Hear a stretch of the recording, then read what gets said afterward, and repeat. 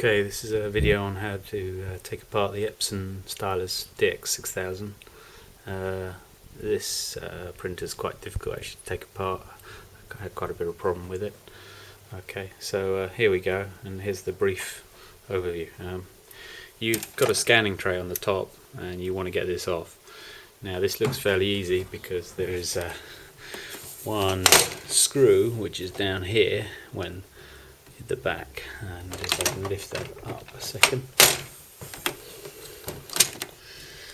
you can see that screw just in there where that white plastic is, not this black screw.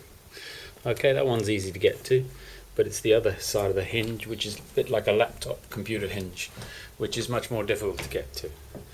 So what you have to do to get to this hinge and get this hinge off on the left hand side of the printer is you need to take the controller panel off. Okay, this controller panel sits on here. Okay, to get this off, you slide it this way a little bit and then unclip it. Don't just lift it up, otherwise you'll break all the tabs like I did on my one. So here's a good point. Slide it forward a bit so it goes no more further, then lift it off. And then you've got this ribbon here which you've got to disconnect. Okay, so be careful how you take that out. And those ribbons are a bit delicate. Alright, so you take that off, and now you've got some access to some screws which live down these holes here. Now you just want to loosen these, and in loosening these screws you can get access to this plastic component where the USB connector would normally go in. Okay, and from here you can slide this out. Now once you've slid out that plastic component there, you can get access into the hinge. Now let me just rearrange the cables here. Now this is one I have disconnected earlier, and you can see that there are one power connector there, second power connector there, and a ribbon which go up to the scanner. But it's this screw that goes here where my thumb is, yeah, which goes over that plastic, which you've got to get off, and it's just one single screw which is there. There you go. And to take off the ribbon cable, there's also a little strain relief over the ribbon cable, and that's that little bendable bit and a screw there. So this is a bit like a laptop hinge, very similar in getting the cables around, but it's very, very hidden from full view. This printer can't be easy to put together in the factory, but there you go, it's one of those things. Alright, so you've got your two screws out, so we've got this screw out, we've disconnected the ribbons and the power connectors, and again we've taken out this screw, and now you can lift off this scanner apart. If you do need to take the scanner apart, there's a bezel that lives on the front, which again I took off by accident, but that's just clipped on, and you can see there's a clip on the back of this bezel. There's nothing really much else going along it. Okay, and then if you really do need to take this scanner apart, there's some screws on the back of it and these clips which you'll have to undo to take it all apart. Anyway, we've taken the hinges off, and now you can see that there's one hinge here, one hinge here, and all the cables and gubbins. Okay, let's just put that down for a sec. Right, so now we've got access to our printer, our controller's off, we don't need that anymore.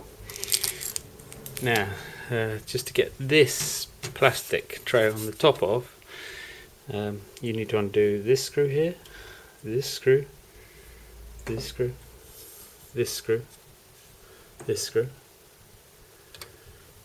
There's one tucked down here at the bottom of the hinge, there's one here, and there's one here. You also need to undo a couple of other screws that live over the controller. Be careful not to drop the metal bits. These are in the plastic here. There's a little plastic clip, shield clip, a bit like this one that sits here, and there's another little plastic there's a screw which goes from the plastic to the metal controller here. Okay, and that's all those screws undone. And once all of those screws undone, hey presto, the top will come off. Oh, by the way, at the back, I don't know whether you can see that. Hang on, let me just put it back on again. When you do take that off, there's some tabs that live at the back. There's just two that you have to sort of prise and release by pushing them in. Okay, and now the top does come off.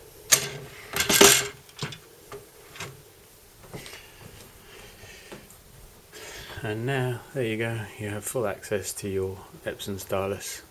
I didn't need to go any further than this because I only had a blockage in the paper feed tray.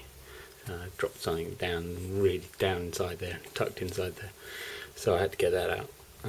But the basics are, you've got the controller that lives down this end, some ribbons that go out to the printer cartridge. You've got some other connectors. Your USB comes in through here. You've got a couple of motors that live down here. One for paper feed and one for moving the cartridge. And you can now get access to any of these ribbons. This is a belt for delivering the printer cartridge along the paper.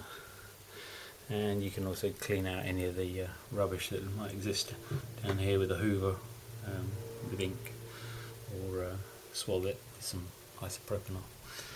Anyway, that's the partial dismantle of the Epson Stylus DX6000. Some of the other printer models probably don't vary much, but that's getting the scanner tray hinge and getting access is the difficult bit. There you go. Okay.